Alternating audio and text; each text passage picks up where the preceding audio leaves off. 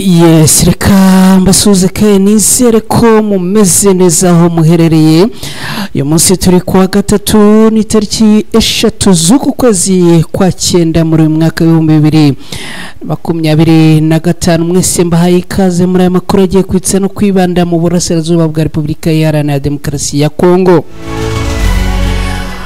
Muri aya makuru turaza kunyarukira mu mujyi wa Uvira, tubabwire ko kugeza ubu mu mujyi ibintu bimeze nabi.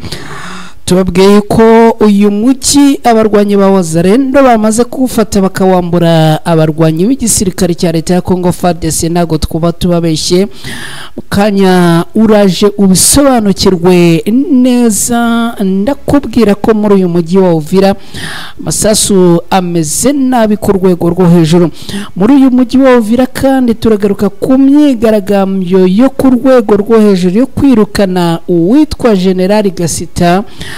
Ibintu byakomeye muri uyu mujyi mw'abantu mwe. Igisirikare cy'u Burundi gikomeje kohereza ingabo n'ibikoresho muri Kivu y'Amajyepfo muri Repubulika Iharanira Demokarasi ya Kongo. Ibi biracuriki, ibi byifashe gute nabyo turaza kubisobanukirwa. Turaza kurebera hamwe impamvu yatumye igipolisi cy'abarwanyi b'umutwe wa 23 boherezwa mu mujyi wa Bukavu igitaraganya. Ibi nabyo turaza kubirebera hamwe.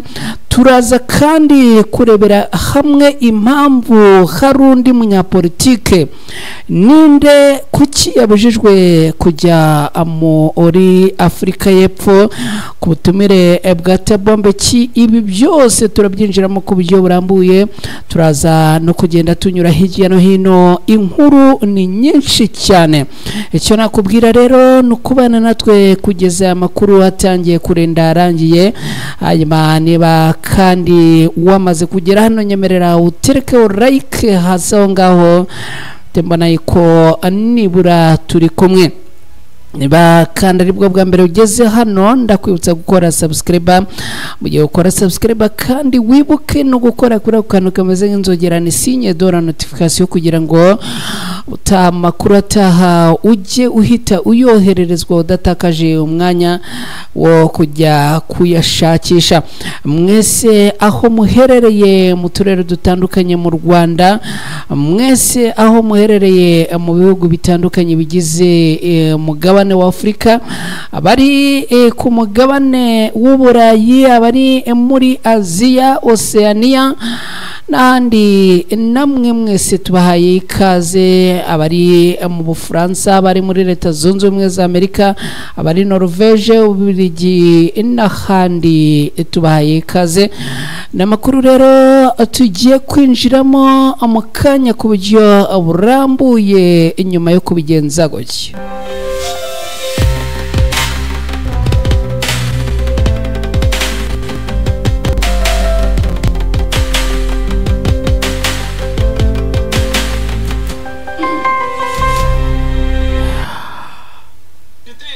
Toka kwa komanda sekretari kwa komanda regional kwa hii mita liko naongelea kabla anatoka kesho tena atakuwa moto kulinzanza. Ndio kiongozi mpaka nione ya kwamba anaondoka hapa.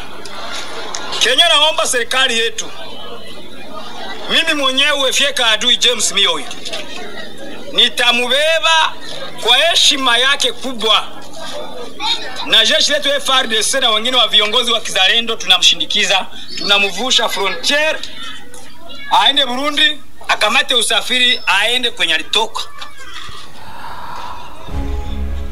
Yes, reka rero adutangire n'aya makuru. Birumvikana ubwo nagendaga ambagezaho ko situation yifashe muri uyu mujyi wa Uvira. Ndagira ngo mbabwire mw'abantu mwe mudukurikiye ibintu hano muri uyu mujyi wa Uvira byakomeye cyane. Nagira ngo nkubwire ko ibintu rwose bimeze nabi muri uyu mujyi. Baragira bati Gasita aragenda natagenda turamushyira muri gereza cyangwa se tumwohereze mu gihugu cy'u Burundi. Ati ntago dushaka Gasita hano. za huyo boasi usaliti. Kwa hiyo tukampa shurti kusema kwamba aondoke a partir ya jana. Baravuga bati nagende nave hano muri uyu mujyi wa Uvira ntitumushaka, kusema kwamba arudie nasubirayo nasanga Tshisekedi asubiraho yaje aturuka. Batu yetu walilala pale mpaka saa niko naongea na mwe kama ni 10h 11h 12h angali pale. Kwa hiyo tunaomba hari ahagana ku isaha ya saa 4 zishyira ku isaha ya saa 5 rero nibwo undi ibintu byongeye gukomera ahagana ko umugoroba w'ejo abaherereye muri uyu mujyi wa Uvira rero by'umwihariko Wazalendo zikaba zisize insenda. Ndagira ngo mbwire yuko Wazalendo abagize gutya bagatangiza icyo nakwita ko ari urugamba, bakarurwana kandi bakarushyira mu bikorwa, bavuga yuko ngo barimo kwamagana uyu General Gasita. Uyu General Gasita rero akaba yarutse guhabwa kuyobora ingabo zo muri zone irimo n'uyu mujyi wa Uvira, ariko Wazalendo bakavuga yuko ngo abatamushira amakenga, bo bavuga yuko ngo ari umunyarwanda cyangwa se bakavuga yuko ngo yaba ari maneko. Ibi rero ngo babyongeraho no kuba uyu mujyi wa Uvira igisirikare cya leta ya Kongo FARDC bakomeza kugishinja ko ngo cyatsinzwe mu mujyi wa Goma kigatsindwa mu mujyi wa Bukavu. Ibi twagiye tubivugaho inshuro nyinshi. Kugeza ubu rero Wazalendo noneho zatangiye amasasu ateye ubwoba, bamaze gutangiza urugamba rwo kwirukana abasirikare ba leta ya Kongo FARDC muri uyu mujyi wa Uvira. Barangije aba Wazalendo bafata uyu mujyi wa Uvira, bavuga yuko bagomba kuwiyoborera. Uyu mujyi wa Uvira rero kugeza magingo yatuvugana Wazalendo zisize insenda niziziri under control y'uyu mujyi. Ni nyuma yuko mu rukerera hazindukiye amasasu akomeye kandi ateye ubwoba. Amasasu yatangiye ku munsi w'ejo bavuga yuko Gasita natagenda uyu mujyi wa Uvira ngo baraza kutwika cyangwa se abikarangira urimbutse. Kugeza amagingo tuvugana n'ubu ngubu amasasu aracyameze nabi muri uyu mujyi wa Uvira indani mu bice bitandukanye. Izi Wazalendo zavuze ko mu gihe General Gasita atavanwe muri uyu mujyi ngo baraza kuwiyoborera. Ikindi kandi bamaze gutanga amabwiriza ku gisirikare cya leta ya Kongo FARDC, bakirukana bavuga bati ntitubashaka hano, mugende hamwe na generali wanyu mwaratsinzwe Igoma, mutsindwa Bukavu, none n'uyu mujyi wa Uvira murashaka kuwutanga. Ngibyo ngayo rero muri uyu mujyi wa Uvira. Ndagira ngo nkubwire yuko ibintu bitoroshye habe n'akana gato. Tukiri muri uyu mujyi wa Uvira kandi reka tugaruke noneho ku buryo burambuye ku myigaragambyo ya abaye yo kwamagana uyu mujenerali witwa Gasita. Kuva ku munsi w'ejo kuwa kabiri tariki 2 Nzeri muri uyu mwaka kugeza kuri uyu munsi, ubuzima mu mujyi wa Uvira wa kabiri n'umujyi wa kabiri munini mu ntara ya Kivu y'Amajyepfo, ubuzima bwahagaze kubera imyigaragambyo yo kwirukana witwa General de Brigade Olivier Gasita. Imyigaragambyo isaba ko uyu musirikare ava muri uyu mujyi yabanje gukorwa n'abarwanyi ba Wazalendo barwana ku ruhande rwa leta ya Kongo mbere yo kwiyungwaho n'abaturage. Ubu tuvugana umuwazalendo n'umuturage bameze nabi. Urabona ufite intwaro arimo agenda ameze nabi, ukabona abaturage barimo bagenda ufite ibuye, ufite intosho, ufite umuhini, ufite iki, ufite igikwazo, ufite urwembo, ufite barakaye. Ndagira ngo nkubwire ko ibintu bitameze neza rwose. Uyu mujyi wa Uvira waziwe mu yandi magambo. General de Brigade Olivier Gasita wo mu bwoko bw'abanyamurenge mu ntangiriro z'iki cyumweru nibwo yageze mu mujyi wa Uvira aho yagombaga gutangira inshingano nk'umuyobozi ukuriye ubutasi mu karere ka 33 ka gisirikare k'ingabo za Repubulika Iharanira Demokarasi ya Kongo FARDC. Mbere yuko kuri uyu wa gatatu abaturage batangira imyigaragambyo igamije kumwirukana, bari babanje kuyihamagarwamo na societe civile yo mu ntara ya Kivu y'Amajyepfo. Gasita ashinjwa kuba ari umwe muri ba generali bataye uduce tw'ingenzi muri Kivu y'Amajyepfo bakadusiga mu maboko y'abarwanyi b'intare za Sarambwe. Ngiyi impamvu ya mbere bamuzira, ngiyi impamvu kandi bamwirukana, ngiyi impamvu kandi yateje akavuyo gakomeye cyane muri uyu mujyi wa Uvira. Imyigaragambyo muri Uvira rero kuri ubu iri kubera mu duce tw'ingenzi tugize uyu mujyi ari two Kavimvira, Murongwe na Karundu, aho utu duce twose nta kinyabiziga na kimwe kiri gutambuka. Yewe ubanza n'inyoni zitarimo gutambuka muri ibi bice kubera yuko Wazalendo zakamejeje abaturage bameze nabi. Kanya rwose ngo abari barimo gutwika amadebe, barimo gutwika inzu, barimo kugira gute, bintu byakomeye. Amakuru aturuka muri uyu mujyi aravuga ko mu bice bitandukanye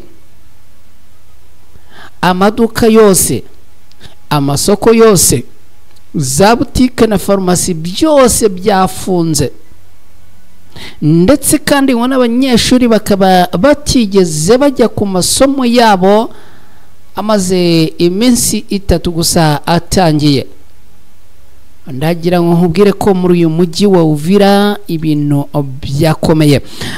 Tuvuye rero ku bijyanye n'uyu mujyi wa Uvira ariko tutarabivaho neza, Wazalendo zatangaje yuko zafashe uyu mujyi wa Uvira ndetse zitangaza ko ziwambuye, nukuvuga ubuyobozi bwawo ziwambuye igisirikare cya leta ya Kongo FARDC. Kugeza ubu tuvugana, ndagira ngo nkubwire ko uyu mujyi wa Uvira uri mu maboko y'abarwanyi ba Wazalendo nyuma yo kurwana bikomeye cyane n'igisirikare cya leta ya Kongo FARDC. Numbaze ngo abasirikare b'u Burundi bari hehe, bari ku ruhe ruhande? Numbaze ngo babacanshuro bari hehe, bari ku ruhe ruhande? Icyo nkubwira kimwe gusa nuko uyu mujyi wa Uvira umuriro watse, ibintu ntago byoroshye n'akana gatoya. Reka twerekeze no mu yandi makuru turebere hamwe bijyanye n'igisirikare cy'u Burundi gikomeje kohereza ingabo n'ibikoresho byinshi muri Kivu y'Amajyepfo muri Repubulika Iharanira Demokarasi ya Kongo. Uruherekane rw'imodoka nyinshi zuzuye abasirikare n'abarundi n'ibikoresho zimaze kugera mu gace ka Kaburatwa ni mu ntara ya Cibitoke. Zimaze ahubwo kuva muri aka gace ka Kaburatwa cyangwa se Kaburantwa ni mu ntara ya Cibitoke majyaruguru y'uburengerazuba bw'u Burundi zerekeza muri Repubulika Iharanira Demokarasi ya Kongo. Biravugwa ko abo basirikare bitwaje intwaro nyinshi boherejwe kongera ingufu ingabo z'u Burundi ziri mu karere ka Minembwe muri Kivu y'Amajyepfo, aho zikorana n'ingabo z'igihugu cya Repubulika Iharanira Demokarasi ya Kongo FARDC, inyeshyamba za Wazalendo, igisirikare cyase abarwanyi ba FDLR, bose hamwe umugambi wabo akaba ari ukurwanya indi mitwe y'inyeshyamba irwanya ubutegetsi bwa leta ya Kongo. Kuva mu mpera z'icyumweru gishize abatuye mu mudugudu wa Kaburantwa ni muri zone ya Buganda mu gihugu cy'u Burundi babonye amakamyo nibura ngo amakamyo 30 yuzuye abasirikare bafite ibikoresho byinshi ngo bagaragaye berekeza mu gihugu cya Repubulika Iharanira Demokarasi ya Kongo.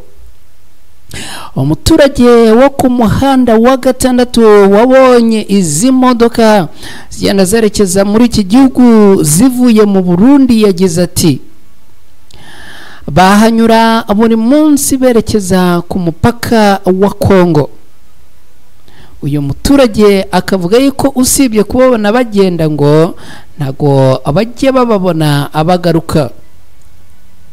Bikaba bivugwa rero ko abo basirikare ngo abaturuka mu birindiro byinshi byo mu Burundi no mu bigo byitorezwamo birimo Cishemere na Amudubugu ahaherutse kumvikana urusaku rw'intwaro ziremereye nk'uko n'ubundi amakuru abivuga. Nk'uko amakuru aturuka mu nzego nyinshi zaho abitangaza, muri izo ngabo ngo harimo n'abahoze mu gisirikare, abagize urubyiruko rw'ishyaka riri ku butegetsi mu gihugu cy'u Burundi ni CNDD-FDD, hamwe n'abasore binjiye mu gisirikare vuba batojwe gukoresha intwaro ziremereye n'abarimu baturutse mu mitwe y'inyeshyamba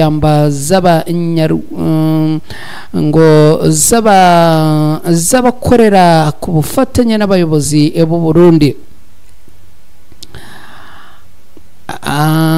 Hanyuma rero umwe mu basirikare bari muri bikorwa utatangaje amazina yasobanuye ko ubutumwa bwabo ari ukongera ingabo z'u Burundi zimaze igihe zikorera mu misozi ya Minembwe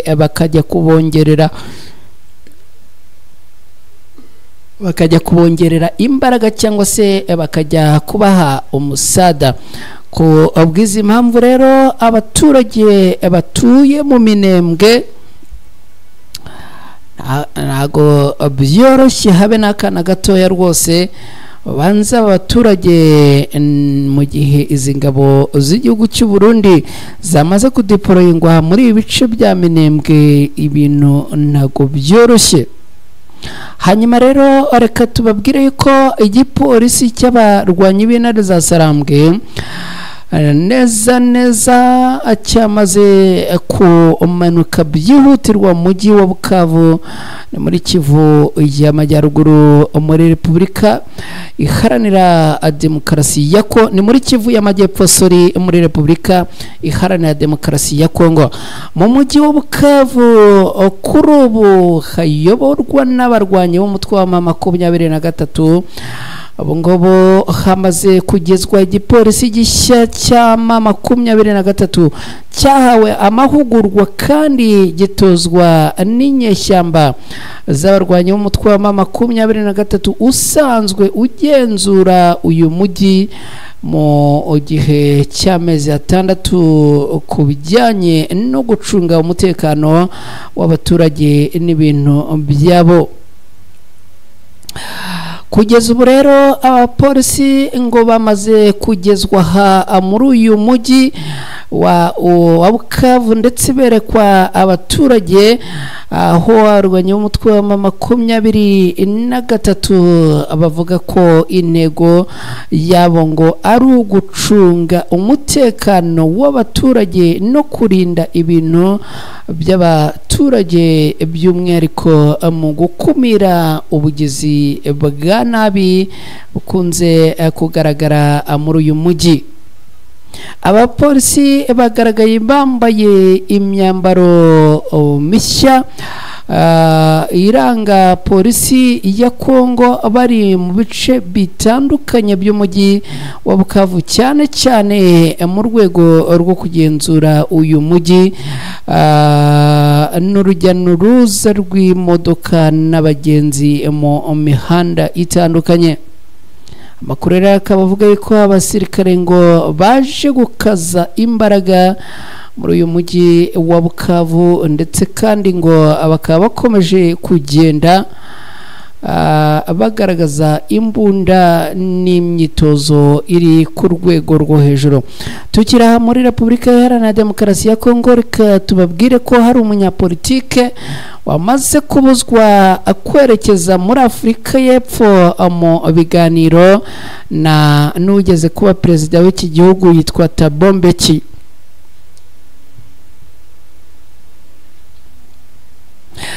Kuri uyu wa kabiri, ubwo ni ku munsi w'ejo tariki 2 Nzeri, umuyobozi w'abatavuga rumwe n'ubutegetsi Jean Claude Kibara yashoboye kujya muri Afurika y'Epfo mu biganiro byateguwe na Thabo Mbeki, byatumiwemo abanyapolitike batandukanye bo muri Repubulika Iharanira Demokarasi ya Kongo, barimo na Corneille Nangaa Yobero, umuhuzabikorwa wa AFC M23. Uyu wahoze ari minisitiri w'abakozi ba leta yafatiriwe pasiporo ye y'abadiplomate ku kibuga cy'indege mpuzamahanga cya Njiri n'ubuyobozi bukuru ushinzwe abinjira n'abasohoka muri iki gihugu cya Repubulika Iharanira Demokarasi ya Kongo, bituma atava ku butaka bwa Kongo ngo yitabire iyi nama yaragiyemo.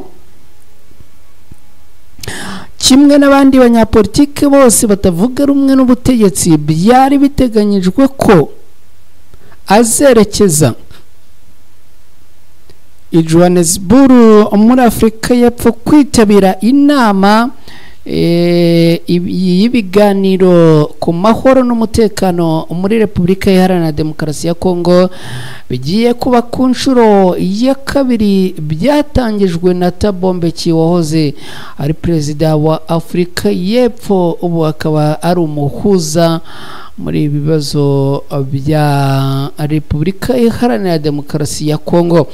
Iyi nama yitabiriwe n'abayobozi batavuga rumwe n'ubutegetsi nka Moise Katumbi, Jean-Marc Kabunda, Deri Sesanga na Seth Kikuni.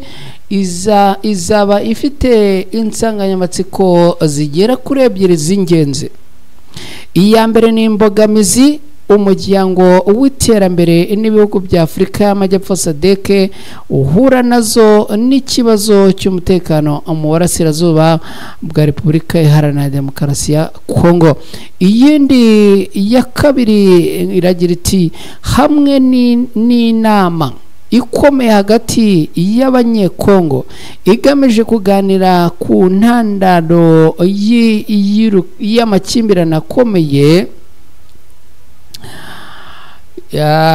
Abenshi mu bashyigikiye ubutegetsi ku ruhande rwa Kongo batinye kwitabira ibiganiro nyuma y'uko Tshisekedi abiciye amazi, avuga ko bidakenewe habe na gatoya ngo ahanini kubera ko byatumiwemo n'umuyobozi w'ihuriro rya AFC M23 rigenzura igice kinini cy'uburasirazuba bwa Repubulika Iharanira Demokarasi ya Kongo. Ngibyo rero ko byifashe inshuti bavandimwe bakunzi bacu, mwari muri kumwe natwe muri aya makuru. Reka tugane ku musozo, mbashimira cyane mu mubana natwe. Nyuma izindi gahunda za Ibendera TV zirakomeza kandi Imana ibarinde.